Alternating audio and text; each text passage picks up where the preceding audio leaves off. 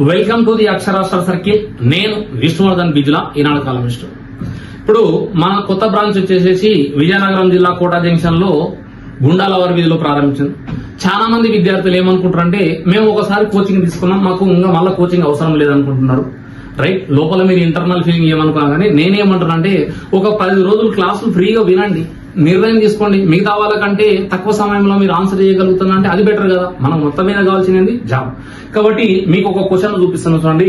లాభ నష్టాలకు వెళ్ళి ఏమంటారు అంటే, ఒక వ్యక్తి 20 డజన్ వస్తువులను 48 రూపాయల చొప్పున ఉన్నాడు డజన్.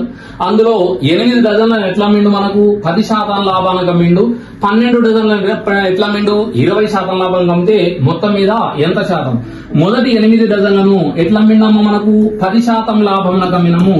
మిగిలిన 12 డజన్లను ఎట్లా మినము, 20% లాభంలో కమ్మినము. బై కింద ఏం రాస్తున్నాము, మొత్తం డజన్లు ఏంటంటే మనకు 20. ఈ రెండింటిని మల్టిప్లై చేస్తే 80 వస్తుంది. ఈ రెండింటిని మల్టిప్లై చేస్తే ఎంత, 240 వస్తుంది. ఈ రెండింటిని యాడ్ చేస్తే ఎంత, 320 బై ఎంత వస్తుంది మనకు, 20. 0 క్యాన్సల్, 2 1 2 16. టోటల్ ట్రాన్సాక్షన్ ఆయనకు వచ్చిన లాభం ఎంత అంటే 16%. రైట్, ఇలాంటిది ఇంకొక క్వశ్చన్ మీకు ప్లే చేస్తున్నటువంటి.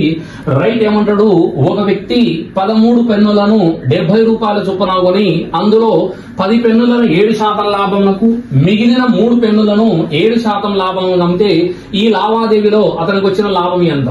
మొదట ఎన్ని పెన్నులు అమ్మిండు, 10 పెన్నులు అమ్మిండు. ఎంత శాతం లాభము, 7% లాభం. తర్వాత ఎన్ని పెన్నులు అమ్మిండు, 3 పెన్నులు అమ్మిండు. ఎంత శాతం లాభము బై మొత్తం టోటల్ పెన్నులు. డజన్లు ఇస్తే డజన్లు తీసుకోండి, పెన్నులు ఇస్తే పెన్నులు తీసుకోండి. ఈ రెండింటిని మల్టిప్లై చేస్తే ఎంత, 70.